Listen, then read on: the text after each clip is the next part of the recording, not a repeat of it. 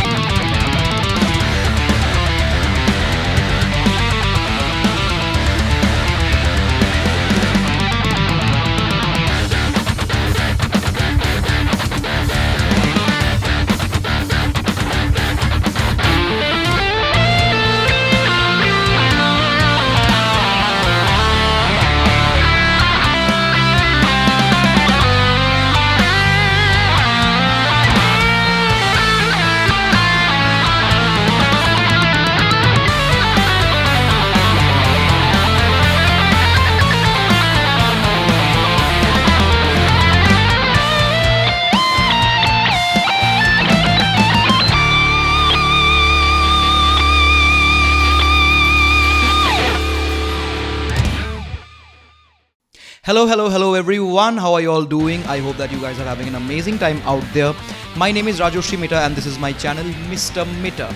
And in this video, I am going to take all of you all through all the effects and parameters that I used to build this heavy gain distortion tone, which I used in the performance at the beginning of this video.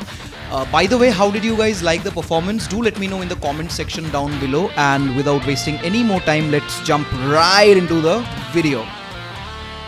Alright, so now let's take a look at all the effects and parameters that I've used for the tone. So as you can see, I have named the tone prog lead rhythm tone because I use it for all my heavy metal and metal high gain applications for both rhythm and lead, hence the name.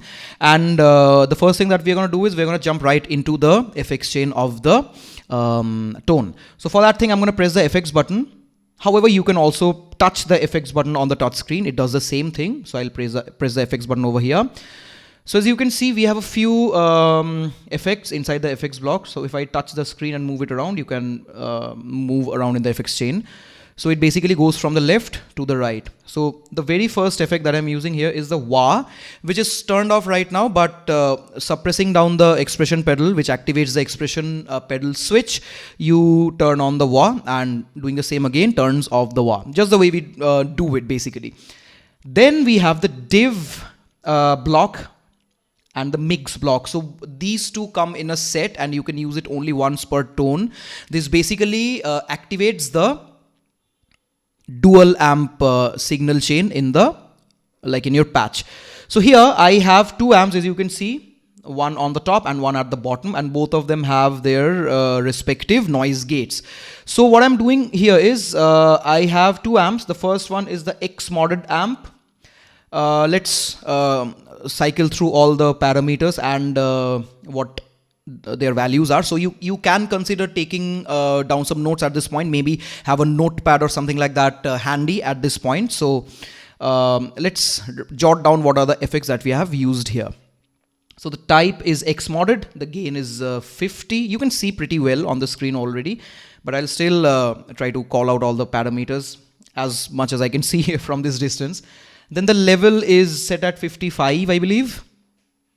Yeah, so the level is something that is absolutely up to you. So in my case, I have set it at 55. Then we have the gain switch. It is set at high. Now I'm going to press the page right button and it's going to take me to the next set of parameters. Then this one basically is the EQ section of the amp. And we have the bass 70, I believe. The middle is at 69. The treble is a little high at 80 and the presence is at 75. Then we have the next set, which is basically the solo switch and the solo level. So this contributes to the boost when I press a control button and it activates the same, like when I want to switch from the riff to the solo tone. So when I press this, as you can see, the solo thing gets activated, and when I press it back again, it gets deactivated. So how did I make all the assigns? I'm going to talk about this in another video, and I'm going to talk about all the things that you need to know to make all these really cool assigns. Now coming back to the topic, pressing the page right button again, we have the sag. I don't know what that means, but it changes the character of the tone a little. It increases and decreases the punch very minimally. So if you guys have any idea about what this means, do let me know down in the comments below. Okay, then we have the resonance. I have kept it at 0, did nothing with that. Then we have the speaker type. So the speaker type allows you to use your custom impulse responses. You can store 16, like up to 16 in the processor, but I'm not using any for the purpose of demoing the tone. So I'm using the stock 8x12 speaker type. And the direct mix, of course, has to be 0, or else you're going to get that fizzy, hissy sound that you get when you have an amp, but no cabinet is engaged. Now the next page, we have the mic type. This is set at dynamic 57, DYN 57 that is, which basically is the emulation of the Shure SM57 instrument microphone. Every one of us know about that mic. Now moving on, we have the mic distance. It basically emulates the distance of the microphone from the cabinet speaker. So it's set at short. Short means it's closer to the cabinet. The next one is the mic position. So as we can move the mic closer or nearer to the to and from the cabinet, we can also move around in the y-axis as well, like to determine the position. So it's set at center. So it's basically emulating as if we are placing our microphone right at the center of the amp, real close. Then we have the mic level. It is set at 100. So this is pretty much the amp configuration of the left amp. Now moving on to the next amp, which is the second one in the signal chain, the right one. So here the amp type again is X modded. The gain is 50, the level is 71. It's a little high. I figured this combination works the best for me in case of this tone. Then the gain switch again is set at high. Then moving on to the next page, we have the EQ section. The bass is 68. I can as far as I can see from here. 66, yeah. The middle is 49. Yes, the treble is 78 and the presence is, I think, 75. 73, hardly makes any difference though. Now moving on to the next page, solo switch is off. And of course you can use this to activate this solo switch also along with the one on the other amp as well. So as you can see, when I press this, the solo switch gets activated. Basically this increases the volume of the tone, which we usually would want when we are switching from our riff tone to the solo tone. Next we have, so this is the section, like this is the solo thing. Now next we have the next section of the tone. Again the sag 0, resonance 0, mic type 8x12, direct mix is 0. Next the speaker cabinet section, we have the mic type as dynamic 57 again, mic distance short, mic position center, and mic level is 100. So that's pretty much about it of the, like, when it comes to the amps. Now I also have got a couple of noise suppressors in front of the amp. That is required if you want to keep everything quiet when you're not playing the sound at all. So for the first noise gate, actually they are the same, like the parameters I have used are the same for both the noise gates. So the threshold is 61, release is 0, and detect is input. The next noise gate, the same as you can see, 61 for the threshold, 0 for the release, and detect. Sorry, input for the detect. All right, now moving on, we have this EQ. This is something that I engage as a volume boost when I'm switching from a center single riff sound to a wide chord sound when I'm playing open power chords. So that is something that I played at the solo section of the jam, which you guys saw at the beginning of this video. So I did not do a dual track guitar. I just played everything once, and I engaged this while I was sort of playing that part. So this is switched off by default, but when you control assign this thing, like when you assign or rather activate this thing, you engage it again. How to do that? We are going to talk about that in another video. So let's write down all the parameters. So since this is just a boost, what I've done is I have done nothing in the EQ part. As you can see, everything is set at 0 dB. Everything is 0, just the level is increased by 6 dB as I can see from here. So this is just for the boost. Now we have another EQ. Oops, I just accidentally activated it. Now we have another EQ here. This basically is the main EQ of the tone, and what it does is it actually shapes the sound of the tone a lot. So we have got the GEQ over here, which basically means the graphic EQ. The first band 31.5 is flat. The second band 63 Hertz is at 5 plus 5 dB. The third band 125 Hertz, it is set at plus 4 dB, and then we have the 250 Hertz, which is set at minus 1 dB. Now moving on to the next section, we have the 500 Hertz, 0 dB, 1 kilohertz, plus 7 dB. I have increased quite a lot over here, the low mids to high mids section. And then we have the 2 kilohertz. This is the pure high mid section of the tone, plus 5 dB.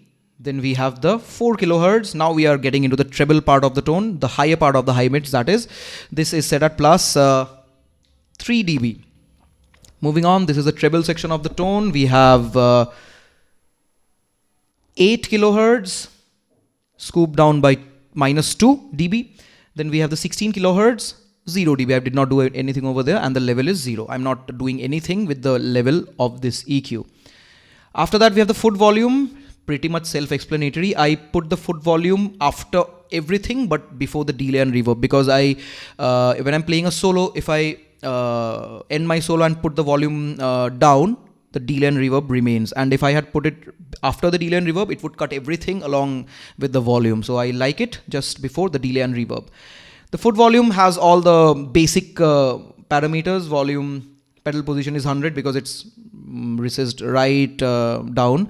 If I bring it back, it becomes 0. So pretty much self-explanatory. Volume min is 0, volume max is 100, volume curve is normal. So very simple. Now moving on to the delay and reverb. Moving on to the delay and reverb. They're switched on by default, but if I press this button when I'm trying to activate, or rather when I'm activating the solo tone, they, like, both of them get activated. Again, how to assign, I'm going to talk about this in the next video. I think I said that 3 times in this video already. Anyway, so let's cycle through right quick through all the parameters. The type is pan delay because I like that 1, 2, 3, 4 thing. And then the time is set at 8th note because I have a tap tempo assigned over here. So when I'm pressing this thing, so basically what the pan delay does is, if you have a quarter note delay, doubles it. So if you are doing 1, 2, 3, 4, it's going to be like 1 and 2 and 3 and 4 and. So I don't like that. I would just like the delay to respond to my tap speed. So if I'm doing 1, 2, 3, 4, and since I know that it doubles the speed and I want the quarter note response, that's why I have set it at, this is not 8th note, this is the half note, my bad. So this is set at half note. Then I have the feedback at 38. This is absolutely up to you. Then I have the FX level set at, the feedback is 36 by the way, and then the FX level is set at 66 or 68 as I can see. 68. What else do we have? We have the direct level. Of course, I want the main tone to slap into the delay, so it's 100. High cut is flat. Mod rate and mod depth is 0 because I don't want that wobbly tremolo or phasey thing when the delay happens. But if you so want, you can do that by tweaking these parameters.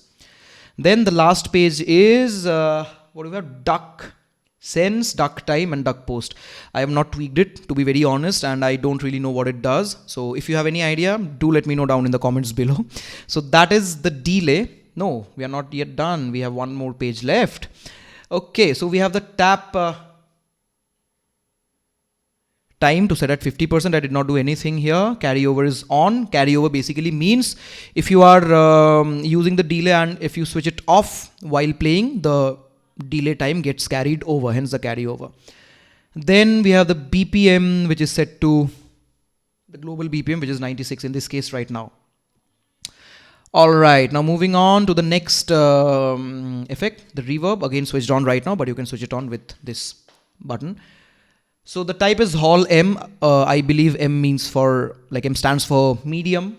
Then we have the time. I have set it at 3.3 seconds. The tone is flat at 0. The effect level is 40.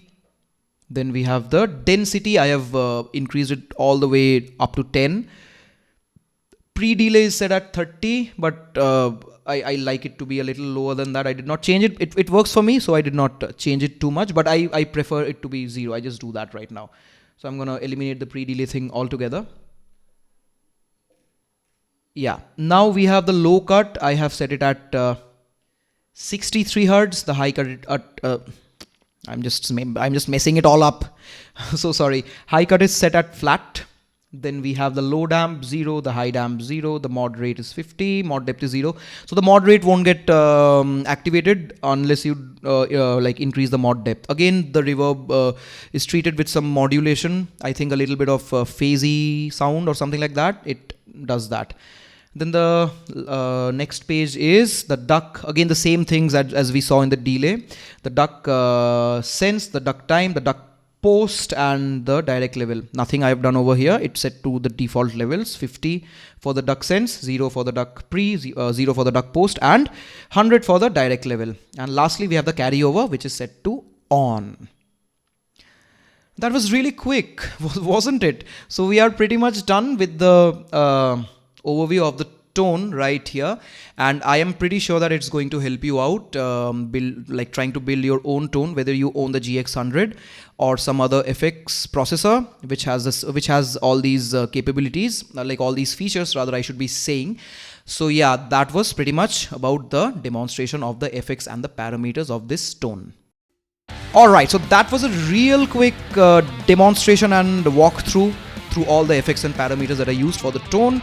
Let me know if you guys enjoyed the video or not in the comments down below, and if you did, do like the video, share it with your friends, subscribe to the channel, and hit the bell icon, because I'm going to be a little more regular from this point onwards. I'm pretty sure about that. So if I have to give my verdict about this processor, this is a killer one for the price, and if you are looking to get something in this price range, which is like the 50 to 60,000 rupees range, go for this one, because this is really good and this is pretty much at par with the costlier alternatives that you have in the market, the flagship ones, and around that price range. So I would highly recommend this processor to anyone who is trying to get into the flagship sound thing, but without shedding too much cash. So thank you everyone for joining in. I hope that you guys are safe and sound and healthy and happy, and on that note, I would take your leave until the next video. This is Rajoshi Mita from Mr. Mita. Good night everyone.